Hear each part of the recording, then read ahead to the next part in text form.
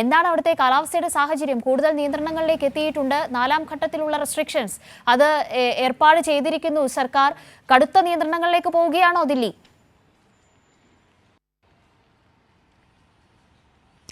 തീർച്ചയായും കാവ്യ, കടുത്ത നിയന്ത്രണങ്ങൾക്ക് പോവുകയാണ്. വായുമലിനീകരണം അതീവ രൂക്ഷമായി അല്ലെങ്കിൽ അതിഗുരുതരാവസ്ഥയിൽ പോകുന്ന ഒരു സാഹചര്യമാണുള്ളത്.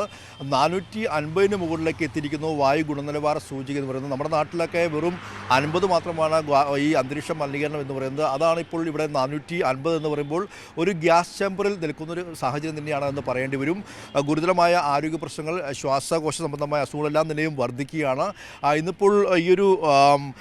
ഇന്നിപ്പോൾ രാവിലെ 8 മണി മുതൽ ഗ്രേഡഡ് റെസ്പോൺസ് ആക്ഷൻ്റെ പ്ലാന്റ് 4ാം ഘട്ടത്തിലേക്ക് ഇപ്പോൾ കടന്നിരിക്കുകയാണ്. ഇന്ന് രാവിലെ മുതൽ നിലവിൽ വരും. ഇതോടുകൂടി തന്നെ കൂടുതൽ കടുത്ത നടപടികളിലേക്ക് ദില്ലി സർക്കാർ പോവുകയാണ്. ഇനിയിപ്പോൾ സ്വകാര്യ വാഹനങ്ങൾക്ക് പോലും ഇനി നിരത്തിൽ നിയന്ത്രണം വരും. അതായത് ഒറ്റ ഇരട്ട അക്ക നമ്പറുകൾ എന്ന രീതിയിൽ സ്വകാര്യ വാഹനങ്ങളെല്ലാം തന്നെ ക്രമീകരിക്കുകയാണ്. അതുകൂടാതെ ഈ അവശ്യ വസ്തുക്കളുമായി വരുന്ന ട്രക്കുകൾക്ക് മാത്രമാണ് ഇനിയിപ്പോൾ ഇങ്ങോട്ടേക്ക് പ്രവേശനമുള്ളൂ. ഇതുകൂടാതെ 10, 12 ക്ലാസ് ഒഴികെയുള്ള എല്ലാ ക്ലാസ്സുകളും ഓൺലൈൻ എന്ന രീതിയിലേക്ക് മാറുകയാണ്. പൂർണ്ണമായും സ്കൂളുകൾ അടച്ചിടുന്ന ഒരു സാഹചര്യം ഇപ്പോൾ ഇന്നു മുതൽ വരുന്നു. അതുകൂടാതെ road, fly over, pipe line, പൊതുവായ എല്ലാ പദ്ധതികളും നിർമ്മാണമെല്ലാം തന്നെയും ഇപ്പോൾ നിർത്തിവെക്കുകയാണ്. അങ്ങനെ വളരെ അതീവ ഗുരുതരമായ സാഹചര്യത്തിലേക്കാണ് പോകുന്നത്.